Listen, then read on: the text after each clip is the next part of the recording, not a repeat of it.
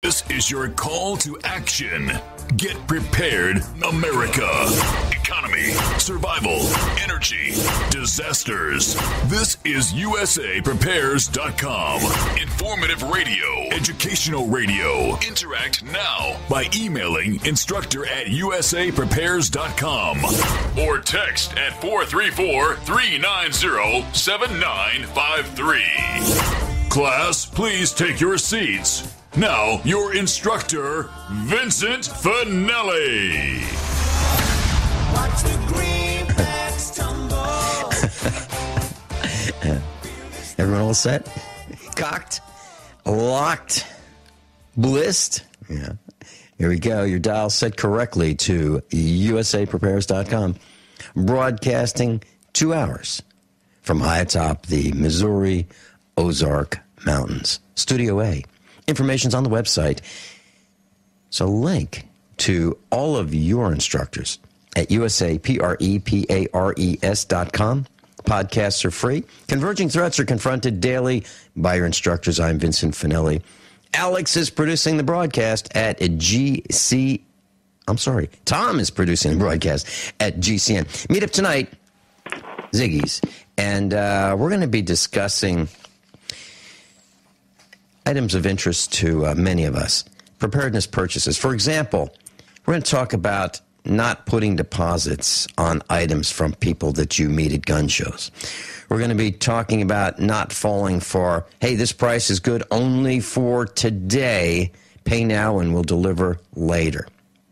We're going to talk about that. We're going to talk about quail, raising quail for food. How long does it take to raise them to maturity? How many eggs do they lay? And what equipment is needed? We're also going to talk about local radio. What's happening on local radio? Do you have to pay to play?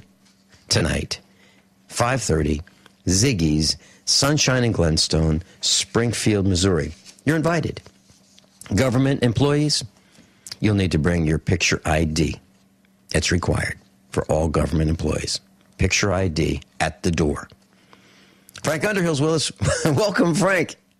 Good morning, Vincent. Glad to be here with you. Frank, I'm so glad you're here. I just got off the phone with Judy Dollarhite. And Judy Dollarhite and John Dollarhite are USAPrepares.com instructors. Judy wrote the book, Going Down the Multi-Million-Dollar Rabbit Hole. And she and I and John Dollarhite and Ken Hurley and a few of our other instructors are heading toward Indiana at the end of the week to a rally to support a farmer, Mark Baker, who is being threatened by the Department of Natural Resources because he will not kill his animals. So the Michigan Department of Natural Resources is coming after him, and we are rallying to support him. And I was on the phone with Judy Dollarhite a few minutes before the broadcast, and she was telling me a story about a man, one of their customers, one of their computer customers, who owns some Bofang two-way radios. That's B-A-O-F-E-N-G. These are Chinese radios.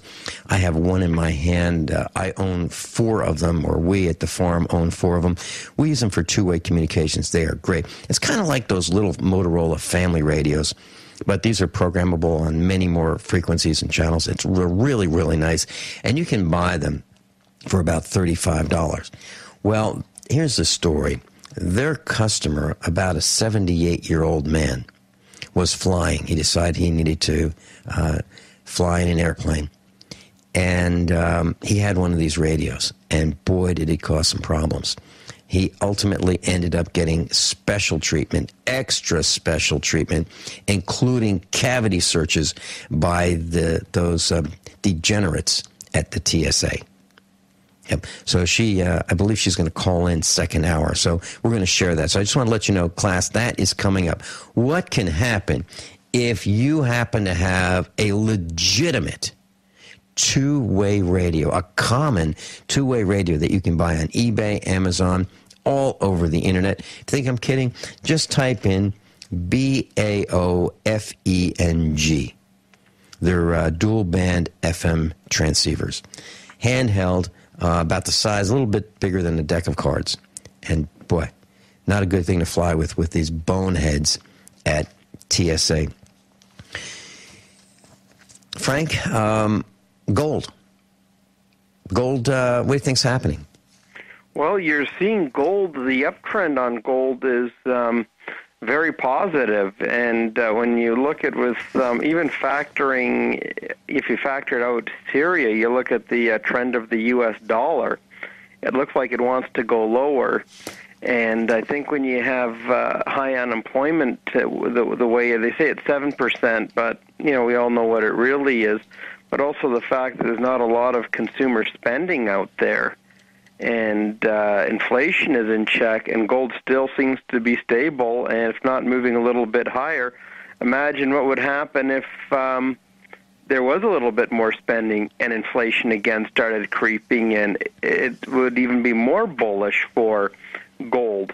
However, because of I don't want to say lack of news, but the news coming out, what we're going to do in the Middle East, will this cause more government spending, remains to be seen. But also, you have the government wanting the Federal Reserve, if they cut back on debt purchases, is another matter that weighs, of course, on the dollar, and I don't see that happening anytime soon. So I think you'll be seeing gold. There's pundits out there calling for $1,500 gold by the end of the year. I think if that's the case, it's sitting here at $1,300. I don't think $1,500 would be much to ask for, but I think if it did go to $1,500, I think you'd start to see it breaking out of year highs, and I think, new highs only bring in new highs anyway, so I think I'd even be even more bullish on gold. Frank, the price rise from right this very second to $1,500 is only $110 per ounce to hit $1,500. Right this second, $1,390 per ounce. Not too big of a climb, I think, to reach. And this is with a almost 82 NIBOT. If the U.S. dollar index, started drifting below 79, 78, it would even have that much more of a multiplier effect. Mm-hmm. Yeah, and silver right now, Frank, is $23.75, and I remember when it was below 20 and people were panicking, thinking that, got to dump it. I was there with you. I remember. Yeah, and we said, don't worry, it's going to be okay. There is no way that I can see the price of silver becoming worthless compared to the value of the Federal Reserve note. There's no way. And Frank, we've said this many times. I have I own some Nazi currency. I have the Weimar Republic inflationary notes, and I have the Nazi 40% silver coins. And I can tell you that the Nazi 40% silver coins are worth way more than the paper notes, way more. And it's because of the intrinsic value. Even though a trillion mark note might be a curiosity, it's worth less. A trillion mark note is worth less than a 2 mark silver coin that's 40% silver. Seriously. And you own a piece of history. Yeah. Yep. And Bob Chapman, I remember he and I were talking off the air one day, and I said, Bob, do you have any of these? And he said he had, and something happened to him. And I said, well, I'll send you some. So I sent him one of every denomination from, I think, 1 mark all the way up to to 2 trillion. So, and I think I think his grandson has them now. But anyway, I was talking with those at the International Forecaster over a few days ago, and everybody sends their best to you, Frank. So thank you, Judy and Jen Gelati send their best.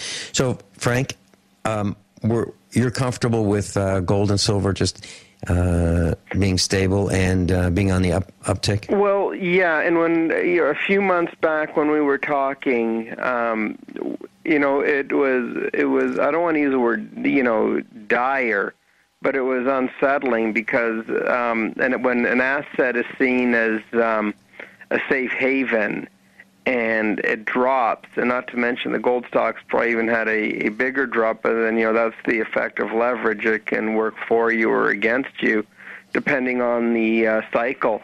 And bear in mind, when people invest in these kind of ventures, they're in it for duration and not for a flip, or everybody would be selling, and never looking at it again. And interestingly enough, when this Syrian story first started with the war drums banging, I saw gold up $35 in 1 second, basically. I saw it was flat, and then boom, up it went. So it also shows how very hair trigger that this metal is, and how closely paid attention it's watched. And I think, the trend is definitely your friend.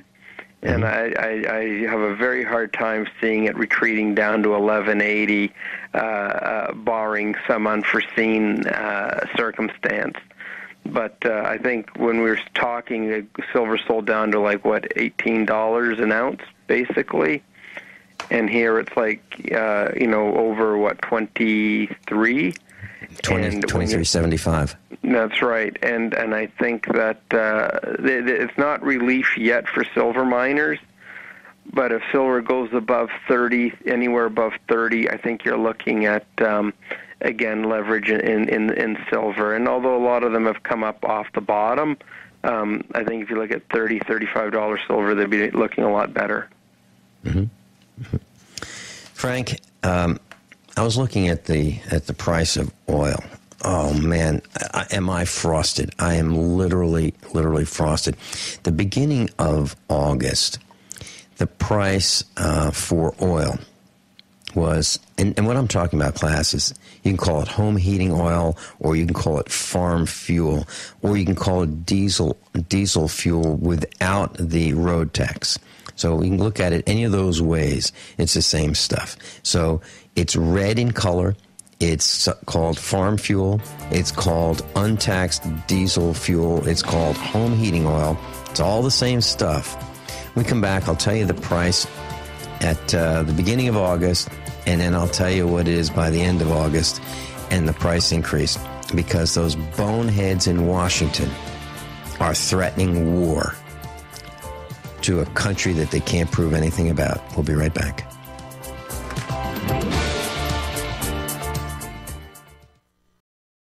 Frank, we were talking about oil. Now, at the beginning of August, fuel oil.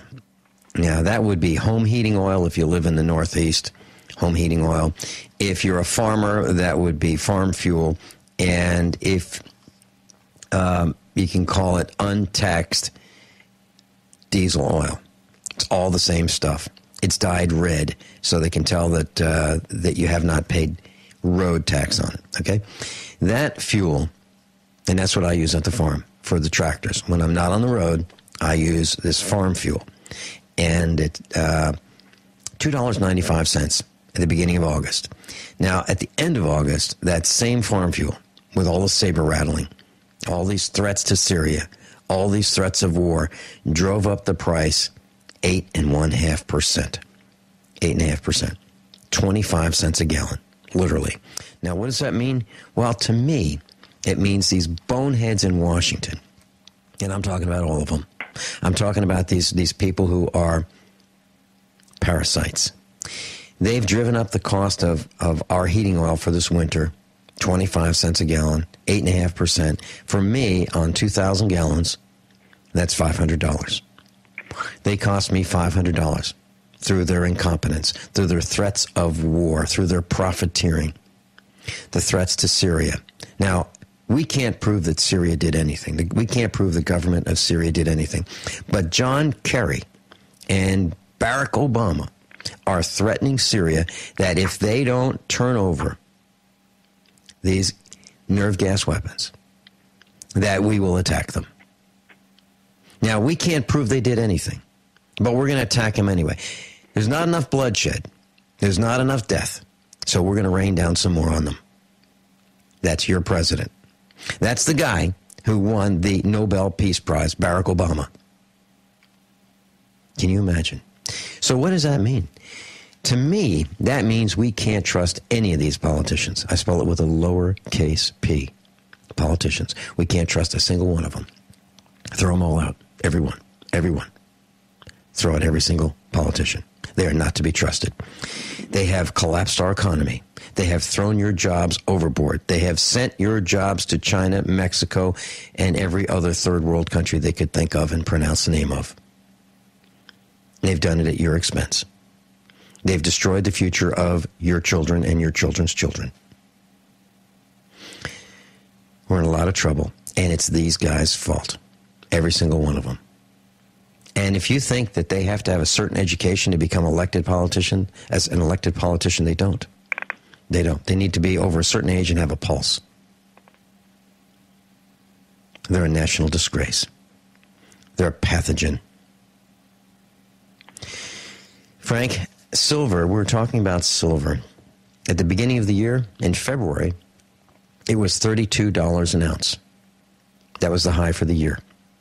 In July, it went to the low of the year, which was about $18.25. All manipulated, of course. And now it's at $23.73 right this very second. So we're on the uptick. I feel comfortable. I didn't sell. I didn't panic. And we advised our class to hang in. And those who paid attention are okay. What do you think? Well, the last thing any person who invests in any metal or real estate or anything for that matter do not want to be whipsawed. And being whipsawed is worse than taking a loss. In other words, selling low, and only a few days or a few weeks or a few months later you see it up 15-20% above where you sold it at. That is the biggest kick in the nuts that anyone can take. When we were and your strategy is correct, but silver. Vincent, don't even look at silver as just a metal. Silver is used in many industries, and for goodness sakes, I went to a presentation of an undergarment company, and they use silver in underwear. Why? Because silver acts as a deodorizer and a sponge, where it deodorizes, and so even in the clothing sector there is silver. Mm-hmm.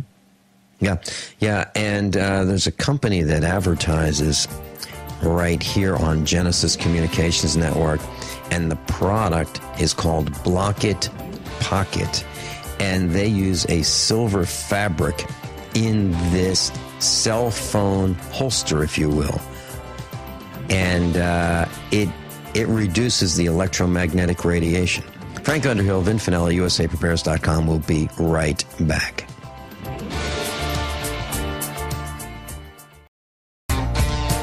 Class, this is a very disturbing report. A SWAT team shot and killed one of the oldest men in America. A 107-year-old man was shot and killed in Arkansas. Tom, I'm hearing a tone. Do you know what that is? Okay, all right. So, class, a SWAT team shot and killed one of the oldest men in America, a 107-year-old man. He barricaded himself in his room. And this is in Pine Bluff, Arkansas. Now, the police were called, and they were responding to a domestic disturbance Saturday evening when the suspect, his name is Monroe Isidore, age 107, barricaded himself in a bedroom. The article says that the officers tried to speak with him from outside the bedroom. Now, remember, this is a SWAT team that shows up at this guy's house. And he refused to negotiate nor leave his room. Now, this is his house, right? This is his house. At least that's what the article is leading me to believe. So he shot through the door. So the the SWAT team threw through gas in the room. I guess that'd be tear gas, and tried to enter the room. He shot back. Now, what would you do if you were 107 years old and a SWAT team showed up at your house with assault weapons, body armor, gas grenades? What would you do? I mean, it's got to be terrifying, right? They killed him. They could have just left him alone. Nope. Now, no officers were injured in the exchange. Well, naturally, they've got body armor, SWAT weapons. They outnumber this man. He's in his room, right? These SWAT teams are out of control. So I called to find out more information during the last break. And I was told that I would be connected to Lieutenant Price. He's the communications officer. Well, it went to voicemail. So I'll give you the number if you'd like to call. Maybe you can find out and share with us what happened. I'm going to call after the broadcast, but here's his number. 870-543-5105. 870-543-5105. That is the number for the Pine Bluff, Arkansas Police Department. And here's the point. If we allow this to continue without questioning and without knowing the names of those involved in the execution of this 107-year-old man, it's going to get worse. There are more and more and more SWAT teams. SWAT teams have been involved in entering the premises of USAprepares.com instructors. Am I kidding? No. 10 SWAT members showed up at one of our instructors' houses and held him at gunpoint for 10 hours. What was his crime? He grew tomatoes. We thought it was marijuana. Do you believe that nonsense? Do you think they should be held at gunpoint? Do you think these guys should even show up at somebody's house in force, terrorizing the neighbors by occupying the neighbors' houses and shutting down roads and communications because they think that they saw some marijuana plants? Heck, seriously, these guys are trespassing on property and holding us at gunpoint. They should be arrested, tried, convicted, jailed. I'm not kidding. There's even a small town who is issuing drone permits where you can legally shoot down drones that are over the airspace of this town. Okay, I just wanted to share with you my thoughts. Frank, do you have any comments about? I do, and there's another story you had on there, and I think it's the same story I saw over the weekend when there's many elderly people who live in homes, in most cases, do not have any mortgages on them, where the state doesn't send an armed SWAT team in, but sends in a bunch of legal eagles and basically people who rob with a pen and steal people's property for pennies, on the hundreds of dollars. In the case of this story, $200,000 home sold for $134. Yeah, what we're talking about, class, is what's happening is if there's taxes owed on a property. Now, this is independent of maybe any bank notes. This could be a free and clear property. If there's taxes owed on a property, what's happening in the United States is the amount due on the taxes, if not paid, is sold. The debt is sold to an investor or a company. The company then has 6 months where they can try to collect that taxes owed. But not only is it the tax owed now, it's the taxes plus interest.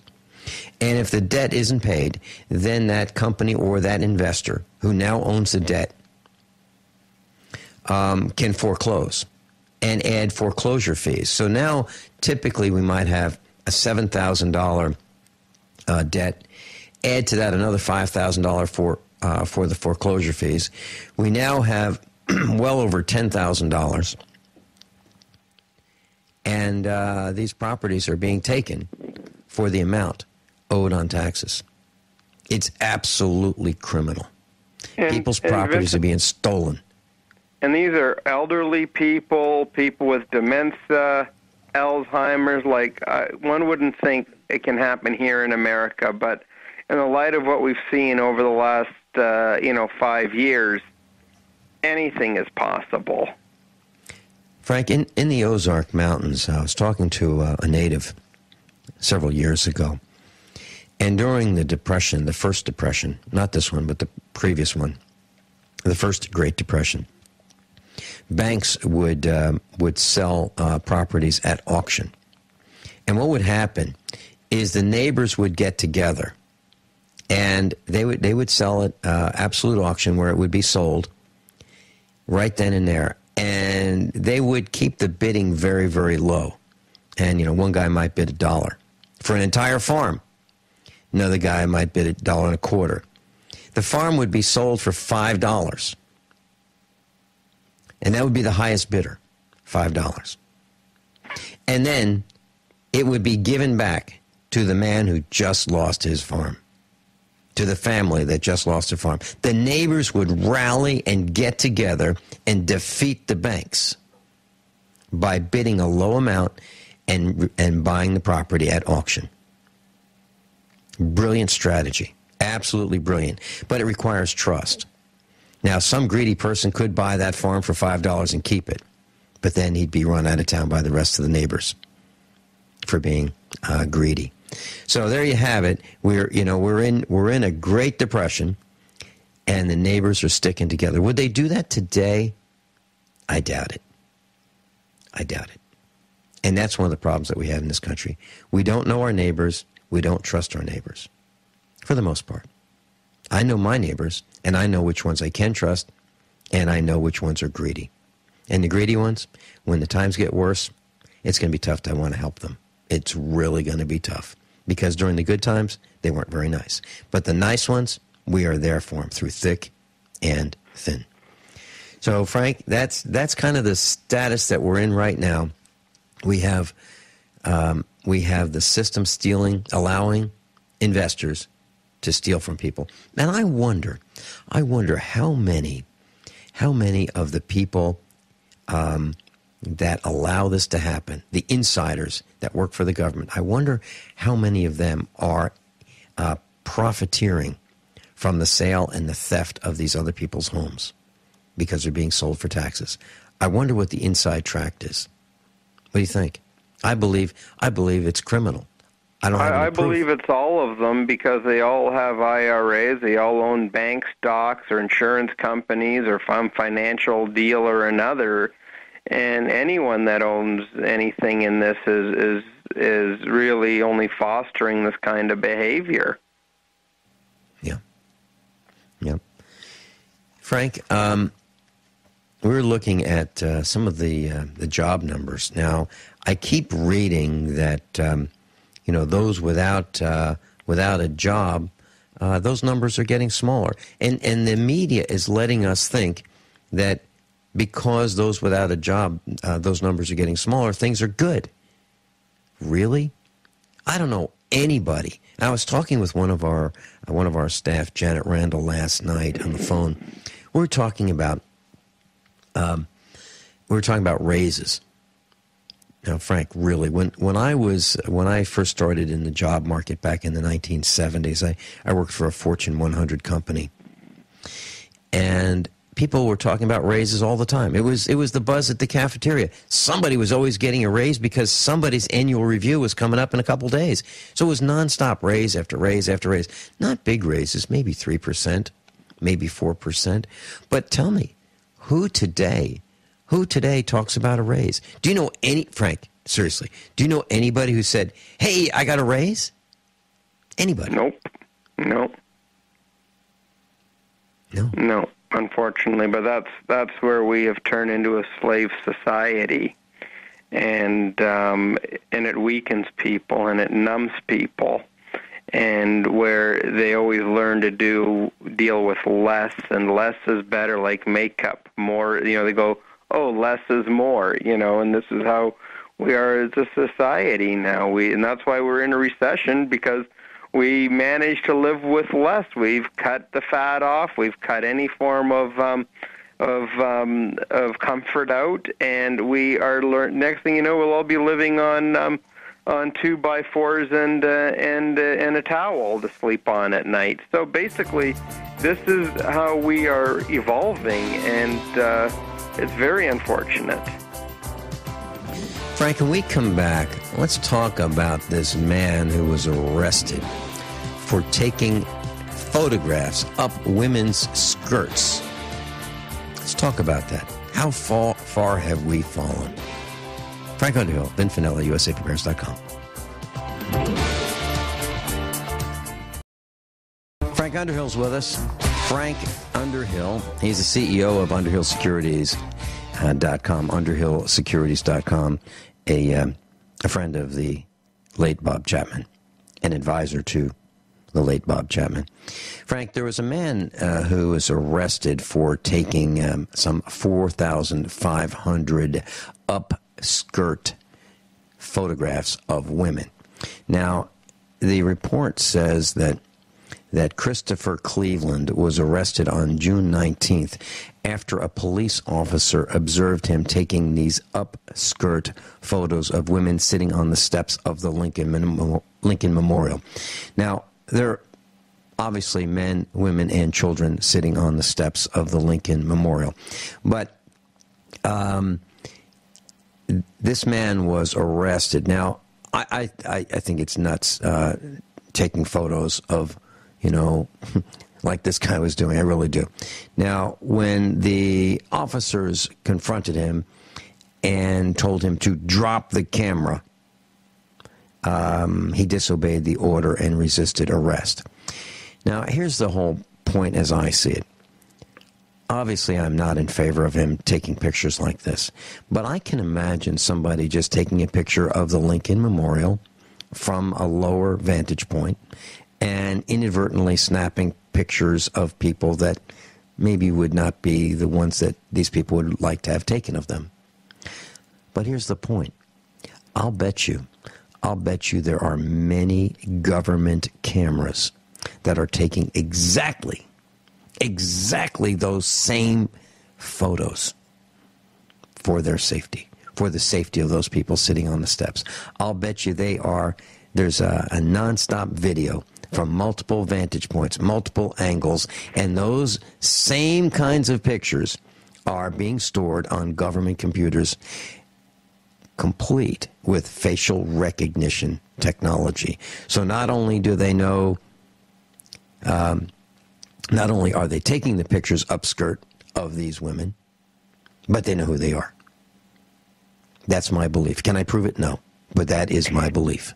Well, you can prove it because it does happen. You go through an airport, everybody is naked, and your name is in there, and they facial profile everybody. Mm-hmm. No one should be surprised. Now, as for this fellow who likes to take pictures of women's skirts and whatnot, the fact is there are people out in parks that take pictures of children, and not for good purposes. I can walk in the mall and I can have an argument with a teller or a clerk, and then somebody can put me on YouTube, and you'll see it. Watch this man flip out at a shopping mall. I'm on YouTube. Yeah. So there should be no premise of any privacy, of any protection, or nothing. You watch these TV shows on whether it's cops or whether it's highway patrol or caught on camera. There should be no expectation. And as for this guy taking the pictures, well, they might as well let him go. Why? Because he's doing his right of freedom of movement and freedom to assemble. And of course, as we know, we're free to take pictures. These laws are all meaningless, and it just clogs up the bureaucracy. And as for people with the skirts, well, just make sure you're covered up or whatever protections you're afforded, because any threat of privacy is out the window. It doesn't exist. The Constitution doesn't exist. The right to privacy doesn't exist. You're interrogated. You're questioned. I was watching a movie the other night, Argo, where they were leaving Iran in the airport. They went through one customs, went through another customs, went through another customs, until they finally got on the aircraft. And when they were found out, they were even being pursued by police cars while they're in the airplane, and it was leaving the country down the runway. You will be pursued. You will be interrogated. You will be questioned, and if possibly imprisoned. Frank Underhill, CEO of UnderhillSecurities.com. I'm Vin Finelli. We're going to come back on the other side of the hour, and we may have Judy Dollarheight with us. And we're going to talk about what happens when you bring a two-way radio through TSA. Is your call to action. Get prepared, America. Economy, survival, energy, disasters. This is USAPrepares.com. Informative radio, educational radio. Interact now by emailing instructor@USAPrepares.com or text at 434-390-7953. Class, please take your seats. Now, your instructor, Vincent Finelli. Everyone all set, cocked, locked? Hour number 2, USAPrepares.com class. Top of the hour news, you heard Washington say that we're not going to have a war. I guess, and we didn't have a war in Vietnam. It was a police action. It was a conflict. It was a Cold War era military conflict. It wasn't a war. We called it the Vietnam War. It lasted from 1955 to 1975. But our government wouldn't call it a war. So what happened? What happened in Vietnam? Well, now these are just the people who were killed. Okay, there are probably somewhere near 100 wounded, maimed, injured for every one of these who has been killed. So how many got killed? Well, 58,000 U.S. service members. 58,000. That's the smallest number you're going to hear. Now, between 20,000 and 200,000 Laotians were killed. So let's say 200,000 of them. Okay? And between 200 and 300,000 Cambodians were killed. And this wasn't a war, right? This was a police action. And then between 800,000 and 3.1 million Vietnamese were killed. And this is just a little conflict. So when these boneheads in Washington say that we're not going to have a war, that's the kind of stuff they do. And these boneheads were alive during that. Yeah. They know what war is. They know the death and destruction. So the question is, why would they do something as idiotic as attacking Syria with no proof that the Syrian government did anything? And by the way, why should we be involved? Why should we be involved in foreign entanglements? Class, we have John Dollarheight on with us. Can you bring John Dollarheight on for us? Yeah, I'm here, John Dollarheight? Yeah, John Yeah, Dollarheight. Glad you're here. Frank Underhill's with us. John, I wasn't sure if it was going to be you or your wife, Judy Dollarheight, on with us. What happened to this gentleman, your customer, at your computer shop, who was flying commercially, and he happened to have a Bofang radio, the same exact radio that I have in my hand, a radio the size of a little bit bigger than a deck of cards, with an antenna sticking up maybe 10 inches, 8 inches. What happened to this man? Well, I'll kind of give you a little information, background on him. He is an avid ham radio operator. I've known this gentleman for probably 28 to 30 years. He's a very, very fundamental type of individual, very fundamental Baptist. He's a very conservative type person. And he wanted to go, he's 70-ish, and he wanted to go to D.C. To see the military statues, the stuff that the memorial up there in D.C., and he took it upon himself with him and his family to fly up there. They left out of Springfield, Missouri, and with no incidents whatsoever. They got on the airplane, went through TSA. Everything was fine. Now, he did have a Bofang radio on him in his possession when he left Springfield. They did their sightseeing in the D.C. area, and when they went to return home, they went into the airport, and basically, when they found this radio in his carry-on pack or carry-on luggage, immediately there was a person that called over some additional people. At that point, they took him, one on each side of him, one behind, one forward of him. 4 people took him into a room. They went through all of his belongings. They strip-searched him.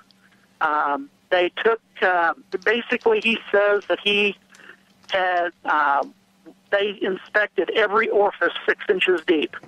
And he says, this gentleman, I mean, he's so incredibly upset with the American government that this would have happened to a veteran, especially of his age, just having a Bofang radio in his possession. You know, he is licensed through the FCC to be able to use the radio. I mean, he was probably the most proud American you'd ever run into. But this guy is, I mean, this is like a teenage girl that's been raped. They just can't let go of it. He is so incredibly disheartened and just so upset. And for me to be able to see him like that, you know, this is ridiculous. This is way out of hand. John Dollarhide, do you think it'd be possible to have this gentleman come on the air with us and talk about the rape of him, a 78-year-old man, by TSA in Washington, D.C.? You know, I will talk to him, but, you know, this was kind of a big deal, even bringing it out to me. I mean, like I said, I've known him for probably 30 years. This guy's been in the tech-type business all that I've ever known him. When I was in college doing auto mechanics, he was our sales rep for our new high-tech computerized computer systems to check these new cars back in the early 80s. I mean, he's been a photocopier repairman and stuff, and he's a very, like I said, very fundamental. This was something that, you know, he's talked to me in more and less confidence as a friend, as a person I've known for a lot of years. And, you know, it's just to see how he is reacting to this. I mean, he is, definitely, and I don't think he's going to come out on the air. I mean, this was a kind of a thing between me and him in a conversation that, you know, and I'm probably speaking out of turn, even bringing it forth. So I doubt that he would come to speak about it. John, that's one of the problems. And I'm not criticizing this man. I understand. But one of the problems that we have is that, you know, when somebody's raped at gunpoint, and he was, you know, whether this TSA thug had a gun or not, this man was raped at gunpoint by one of these perverts, and he's embarrassed. He's embarrassed that it happened to him. And could he have punched this guy in the nose? I'm sure he could have. But, you know, he would have probably spent the next 10 years in jail. So he had to succumb to these Nazi thugs who are hired by the government that have... The requirement to be in TSA, I believe, is that you have to have a pulse and you have to be over 17 years old. These guys are minimum wage thugs who like pushing people around. They've tried to push me around unsuccessfully. They wanted to put me in one of those private rooms and examine me from stem to stern, and I wouldn't let them. I wouldn't let them.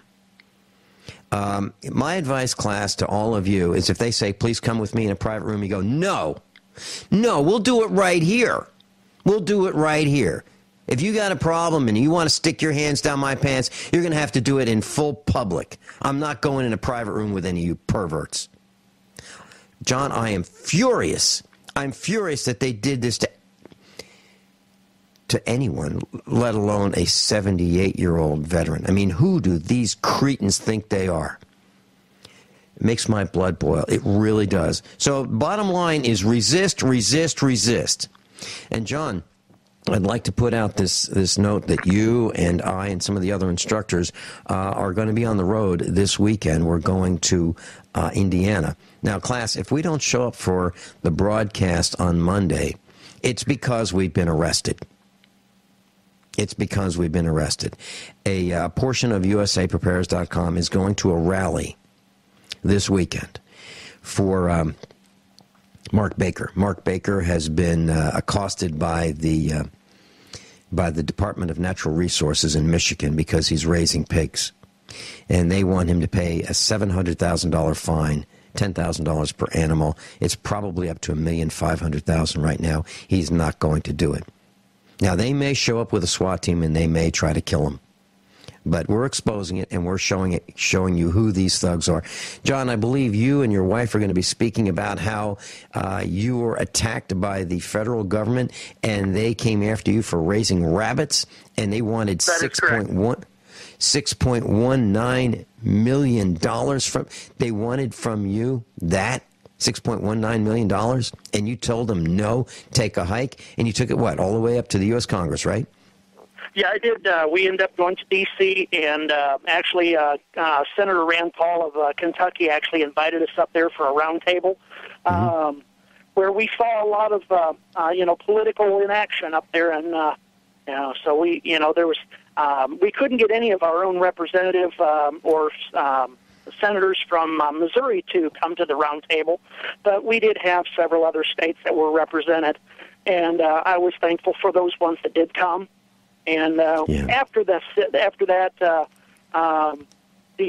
Rand Paul did expose the federal government on many different issues, we were not the only ones.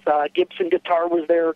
The Sacketts from Idaho. The Sacketts are still fighting their case. Our prayers go out to them. Their case went all the way to the Supreme Court, just for the Supreme Court to say, well, that they now have the right to sue the EPA on their case, and so we didn't have to go all the way that far. We had enough public outrage, and the USDA decided to retract the case against us. And yes, GE is going to be up there in Indiana, at Roanoke, Indiana, for the Mark Baker fundraiser. Us Americans do need to get together. We need to fight. We need to put our money where our mouth is. Being a patriot is more than just singing and hollering and carrying on. We need to put our money behind people that need it, and we need to expose the government for what they are. Class, if you'd like to know more about this event that we're going to this weekend, the Farm Festival in Indiana, it's on the website, usaprepares.com. It's one of the top posts. John Dollarhide, thank you so much for being with us. Do you want to stick around and tell us about the Farm Festival on the other side of this break? Yeah, I'll stay on. I've got a thing I wanted to talk about Obama. So when you come back, I've got just a quick one on that. Can't imagine what that might be about. John Dollarhide, Frank Underhill, Vin Finelli, usaprepares.com. We will be right back.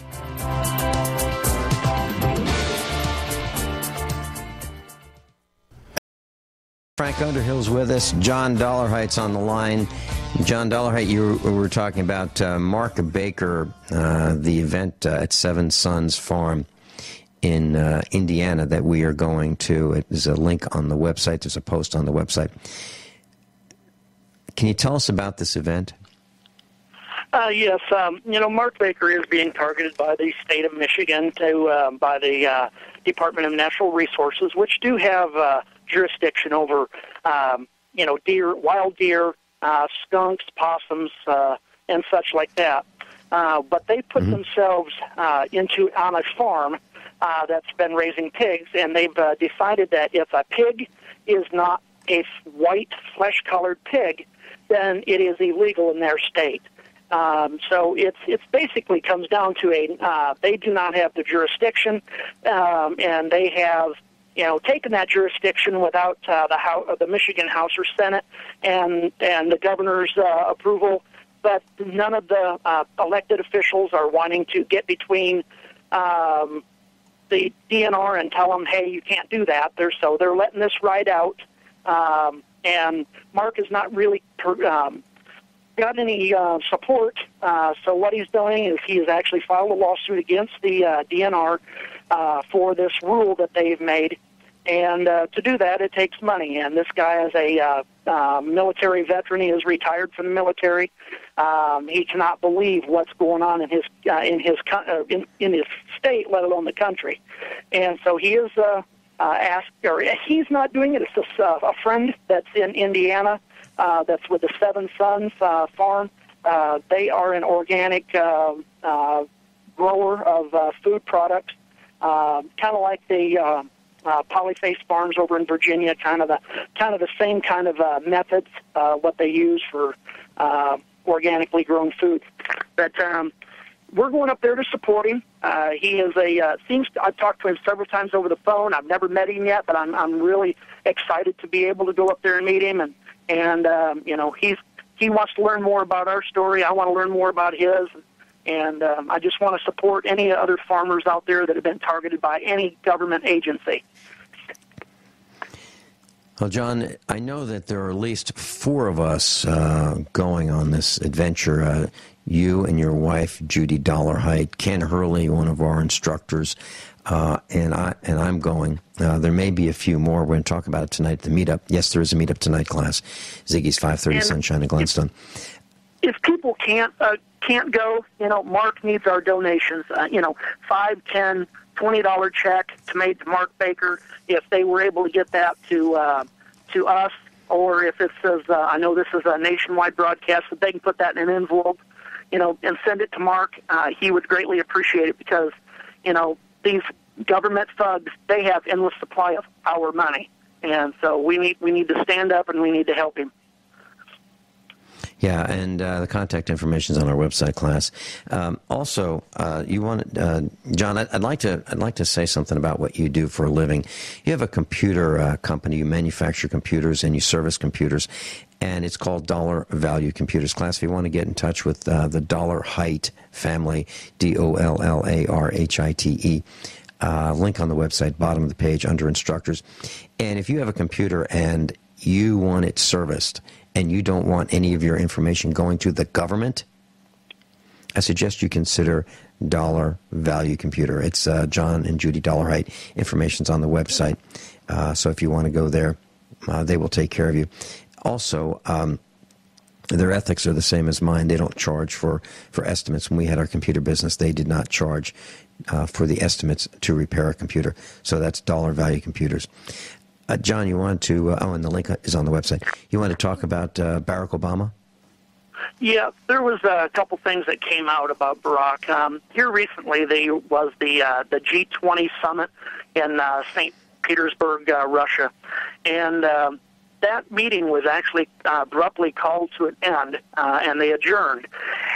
And, I will... because of the language, I will not say it over the air, but I will try to give the description of what he did say. But Obama stood up and called Vladimir Putin an a-hole. He called him a dick in front of, I cannot believe somebody that has been elected as a president of the United States just mouthing off in the middle of a meeting of 20 nations of the world, in a meeting where they're talking about Syria, and he also said called him a jackass. Class, I just got off the phone with the Pine Bluff, Arkansas Police Department. I called them back during the break, and the person I need to talk to about this killing, this SWAT team execution of a 107-year-old man in Arkansas, and the communications officer was not available for talk to me. He's supposedly in a meeting. His name is Lieutenant David Price. So if you'd like to call Lieutenant David Price, I'm going to keep calling him, but if you'd like to call him, let me give you his number. This kind of thing cannot continue. 870-543-5105.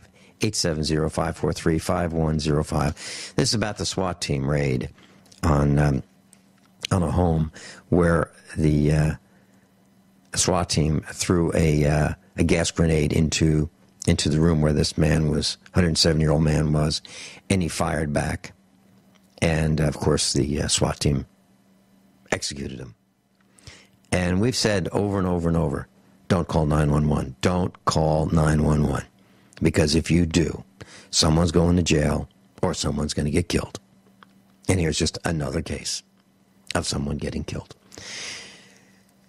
John Dollarheight, you were finishing up a thought. I'm sorry. This makes my blood boil.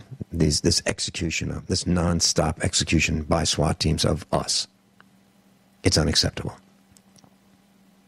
Well, I believe the outburst, the 10-minute rant that Obama went into with Vladimir Putin at the G20 summit is just absolutely ridiculous. I cannot believe that he did that. And I did email the link to you. It was out of the New Yorker. It was just called the New Yorker. That talks about all of the profanity that Obama did use. So if I don't know if you've got that on your website yet or not, but anyway, that would be something people need to read the story. It's a very short story, so I think you guys would be interested in reading that.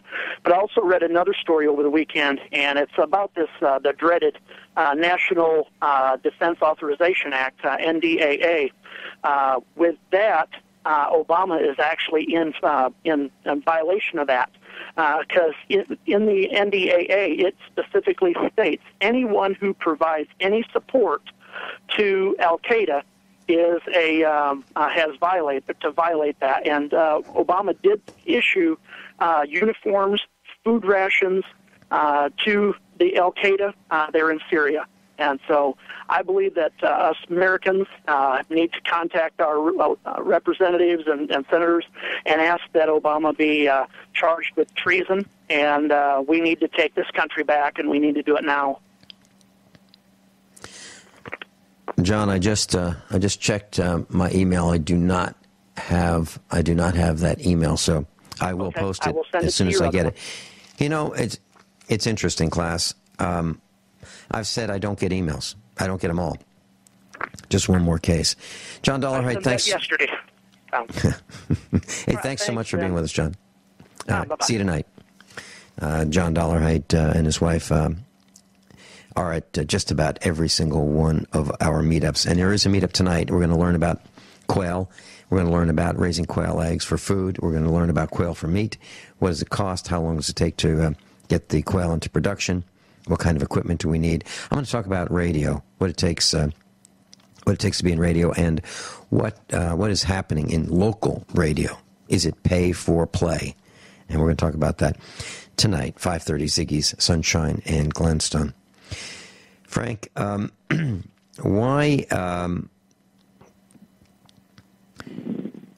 do you think that chemical weapons are nothing new? We were going to talk about that.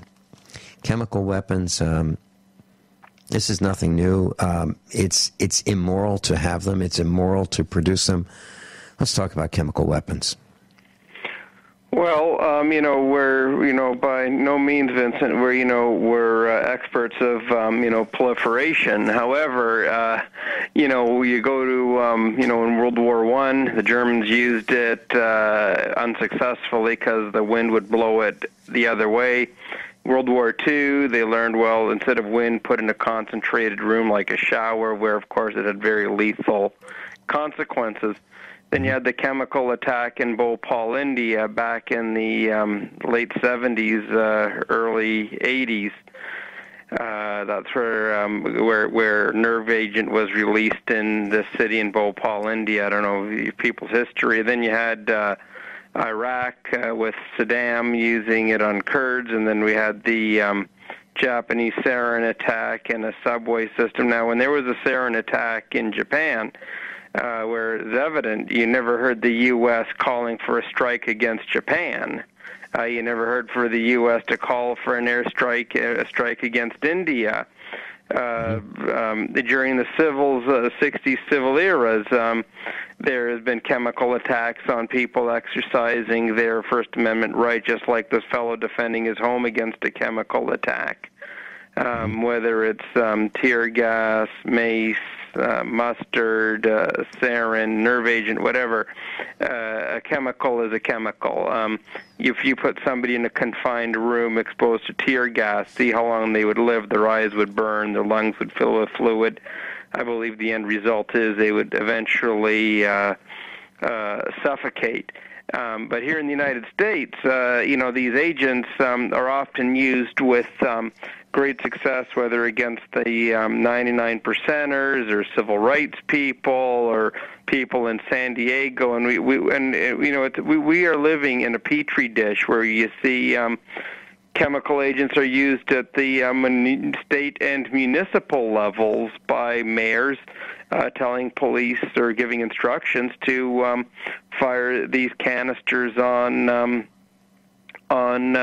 people, again, exercising their constitutional rights to assemble. So, a chemical attack is nothing new. And when say the mayor of Oakland issues an order to use chemical weapons on demonstrators, you don't hear the president going to the UN or to do a strike on San Francisco because, of course, chemical weapons are used. We're also seeing biological weapons used in Texas. We saw an outbreak of measles last week, a week ago, and then, of course, you're seeing a outbreak of whooping cough today in Texas. So, whether it's chemicals and or biological agents, it's nothing new. This is used even to this day, even here in the United States. We don't need to look to Syria or Japan or India or go back in history to World War II or World War I. There's examples of chemical weapons used every day. In Texas, again, a potash mine blew up. There's chemicals in this, obviously nitrate and ammonium. Well, there's all this big puff of, powder keg that went off. Where did all those chemicals disappear to? We know that people's homes were blown up. We know people's, died. But where are all the chemicals in this potash plant that exploded in Texas? And, before we start picking wars abroad, we need to analyze what goes on here first. I'm against really any war, going on. But also, on the other hand, I was watching the news, and there was some congresswoman saying that our U.S. troops are worn out or the fatigue or all this stuff. I think she's mistaken. I think these soldiers are more ready than ever with the arsenals they have. They're very well fit. So I don't know what she's talking about. Is she saying that to make us numb to their capability or underestimate their capability? I hope not. But I find that also very misleading, saying there's wear and tear, troop fatigue, equipment wearing down. And she said the biggest air refueling depot or whatever is in her state there. So, we get it from all directions, and that's why programs like this are why I go on, because they're very instrumental and they give awareness. And again, we cut through the chatter and get down to the matter. Frank, you mentioned the potash plant in Texas, and that blew up. The day that happened, right after I was off the air, I went to the farmers co-op in our little community, and I had a meeting, an ad hoc meeting with the manager. He's the guy who mixes the fertilizer. He's the guy that gets in one of these Bobcat front-end loaders, and he will take scoops of the different ingredients and he will put it in the mixer, and then that mix will then be loaded into what they call a buggy. Now, a buggy is a fertilizer spreader that can hold tons of fertilizer. So think of it like a trailer that's really a dump truck, which was a huge cyclone spreader that will spread 40 acres of fertilizer at a time. And so I went there to meet with him, and I said, what's the likelihood of an accident happening where one of these fertilizer plants will blow up from an accident? And he was telling me about the safety precautions, the safeguards, and let me tell you that when they mix these fertilizers, the ingredients from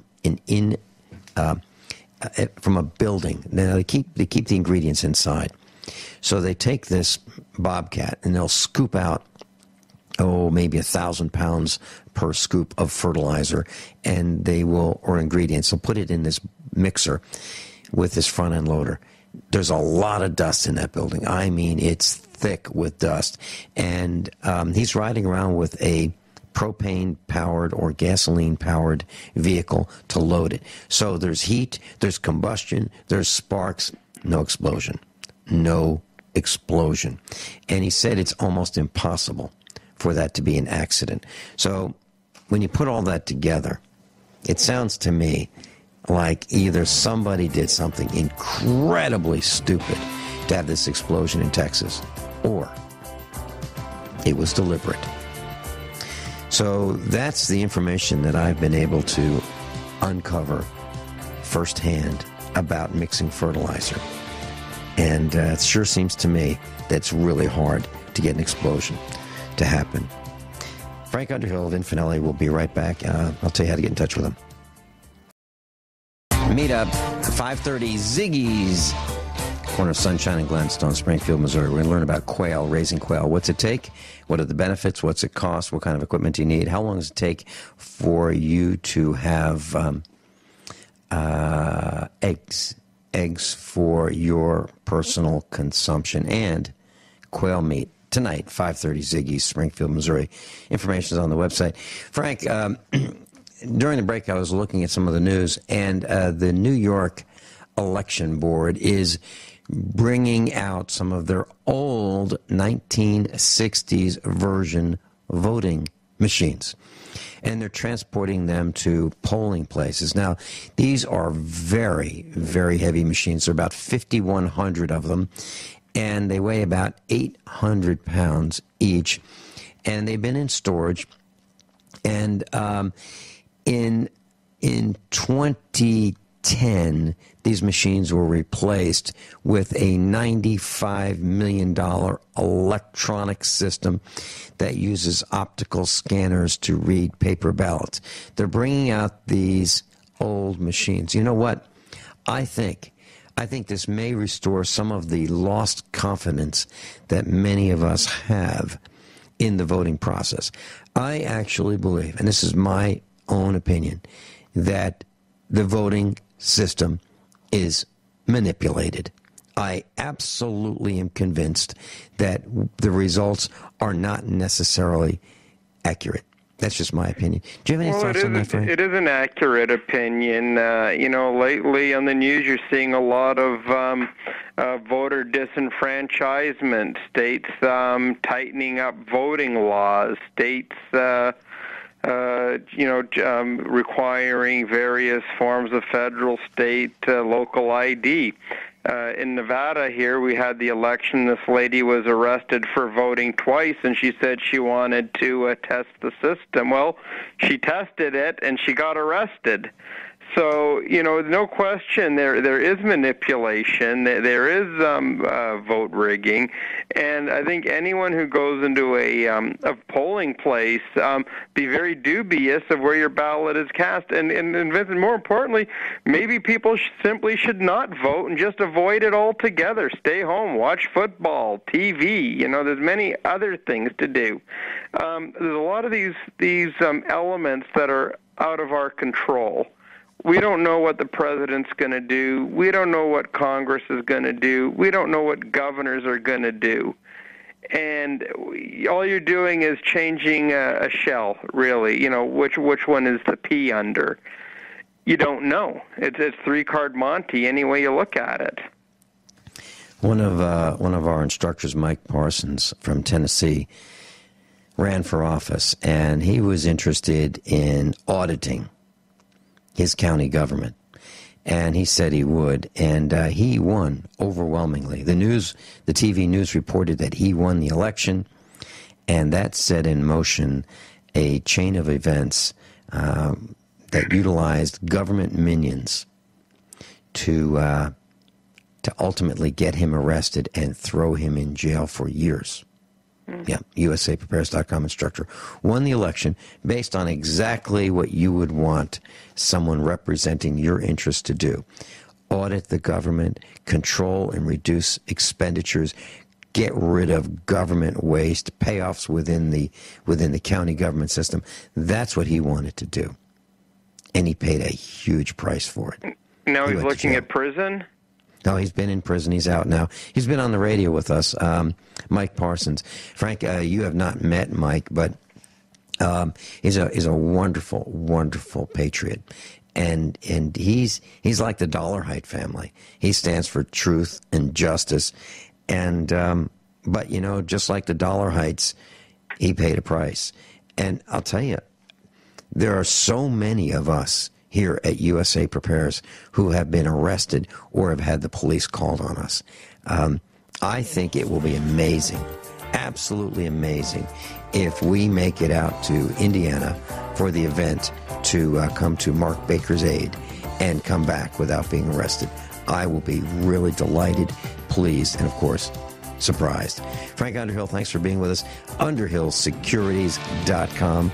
UndernhillSecurities.com. I'm going to give you his number, 702-987-5449. 702-987-5449. Frank, thanks so much for being with us. Class, above all, honesty and integrity. What happens next is up to you.